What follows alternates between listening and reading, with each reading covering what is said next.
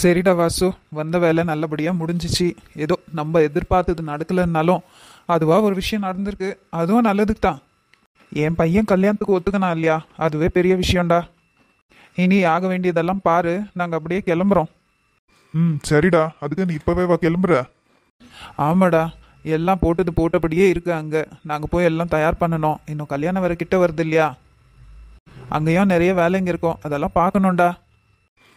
சரிடா ஷரத். வாசு, நான் ஒன்று சொன்னால் தப்பாக நினச்சிக்க மாட்டியே? சி, என்னன்னு சொல்லுடா. என்னவோ வேத்து மனுஷன் மாதிரி பேசுற. நீ என்னோட ஃப்ரெண்டுடா, உனக்கு எல்லா உரிமையும் இருக்கு. ஒன்றும் இல்லை ஐஸ்வர்யாவை இதை நினச்சி வருத்தப்படாதேன்னு சொல்லு. நாங்களே அவளுக்கு முன்னாடி நின்று எங்கள் சொந்தத்தில் ஒரு நல்ல பையனாக பார்த்து கல்யாணம் பண்ணி வைக்கிறோம்டா. இப்போதைக்கு இதை பற்றி பேசுறது வேண்டாடா ஷரத், பார்க்கலாம். இந்த அப்பா எதுக்கு ஐஷுக்கு மாப்பிள்ளை பார்க்குறேன்னு சொல்கிறாரு, அதுவும் நம்ம சொந்தத்தில்? ஆமாண்ணே, எங்கள் குடும்பத்தில் நிறைய நல்ல பசங்க இருக்காங்கண்ணே. நல்லா படித்த பசங்க, நல்ல வேலையில் இருக்கிற பசங்க.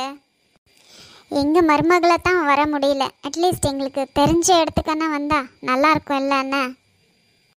சரிம்மா, ஃபர்ஸ்ட் இந்த கல்யாணம் நல்லபடியாக முடியட்டும், அப்புறமா ஐஷு கல்யாணத்தை பற்றி யோசிக்கலாம். சரிங்க அண்ணா. ஆமாம், நானே கேட்கணும்னு நினச்சேன். ஐஷு இப்போ பரவாயில்லையாண்ணா? ஆமாம், என்ன பண்ணுறது, என்ன நடந்தாலும் தாங்கிட்டு தானே ஆகணும். அவளுக்கு இதெல்லாம் பழகி போச்சு, விடுமா. நிஜமாவே நாங்கள் 2 பேரும் சேர்ந்து என் பையன் சார்பில் மன்னிப்பு கேட்டுக்கிறோம் அண்ணா. இவன் இப்படி பண்ணுவானே நாங்கள் கொஞ்சம் கூட எதிர்பார்க்கல. ஆமாடா வாசு, எங்களை மன்னிச்சிடுறா. டேய், அடிப்பட போற. இதுக்கு எதுக்குடா மன்னிப்பெல்லாம் கேட்குற? நீ நீ என்ன தெரிஞ்ச பண்ண? விடு. யாருக்கு யாருன்னு இருக்கோ அவங்க தானே ஒன்று சேர முடியும். சரிடா, அப்போது நான் கிளம்புறேன். எனக்கு கொஞ்சம் வேலை இருக்கும் ஆஃபீஸில். சரிடா, அப்போ நாங்களும் அப்படியே கிளம்புறோம். போயிட்டு வரோம் அண்ணா. எதனா இருந்தால் ஃபோன் பண்ணுங்க. சரிம்மா.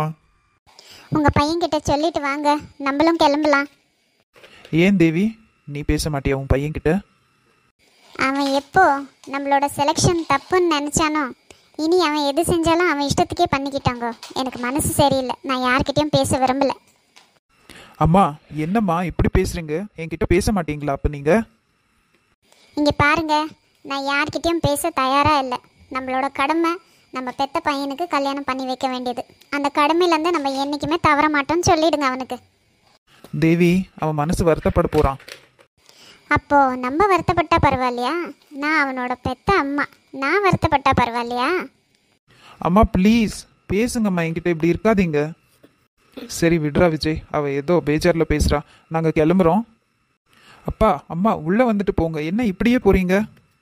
டைம் ஆச்சுடா, நம்மளுக்குள்ளே என்ன ஃபார்மாலிட்டிஸ்? உனக்கே தெரியும் இல்லையா, ஆஃபீஸில் எக்கச்சக்கமான வேலை, எல்லாத்தையும் விட்டுட்டு வந்திருக்கோம். இப்போ போனால் தான் எல்லாத்தையும் பார்க்க முடியும். இன்னும் உன்னோட கல்யாண வேலையெல்லாம் இருக்குல்ல, அதெல்லாம் பார்க்கணும் தானே. ஊரில் நம்மளுக்கு நிறைய சொந்தக்காரர் இருக்காங்க, அவங்களுக்கெல்லாம் இன்ஃபார்ம் பண்ணோம். சரி, நீங்கள் எதுக்கு ஐஷுக்கு மாப்பிள்ளை பார்க்குறேன்னு சொன்னீங்க? ஏண்டா, நம்மளால தான் அந்த பொண்ணு மனசு கஷ்டப்படுறா. நம்ம ஒரு வாழ்க்கை அமைச்சு கொடுத்தா நல்லா இருக்கும்ல. அதுக்குன்னு நம்ம குடும்பத்திலேயே வேண்டாம். உனக்கு தான் அவளை பிடிக்கல, அவள் யாரை கல்யாணம் பண்ண உனக்கு என்னடா? இல்லைம்மா, இல்லை வேண்டாம். அவளை யாருக்கும் நீங்கள் பேசி முடிக்காதீங்க.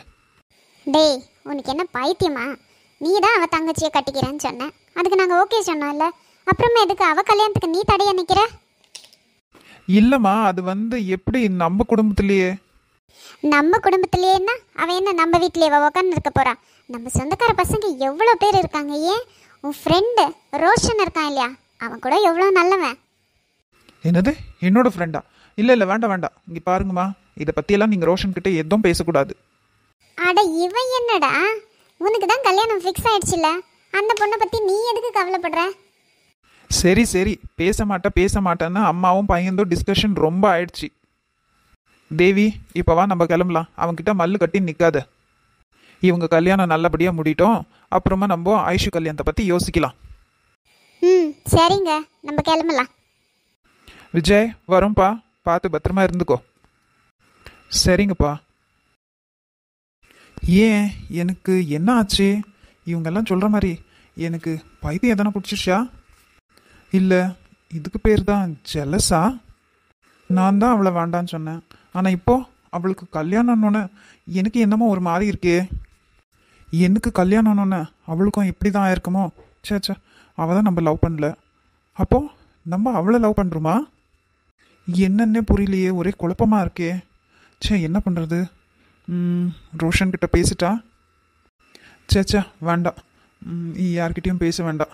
இப்போதைக்கு இதை சைலண்ட்டாக இப்படியே விடுறது தான் நல்லது. ஆனால் எனக்கு என்னவோ 2 நாள் ஐஷுவை பார்க்காம ஒரு மாதிரி இருக்குது. எங்கே தான் போனா? யார் அந்த ஃப்ரெண்டு? யார்கிட்ட கேட்டால் தெரியும் தெரியலையே. ஐஷுவோட அந்த சின்ன தங்கச்சி, ஆமாம், அவகிட்ட கேட்டால் தெரியும் எங்கே போயிருக்கான்னு. அவளை கூப்பிட்டு கேட்கணும். என்ன மினி, நீ மட்டும் தனியாக இருக்க?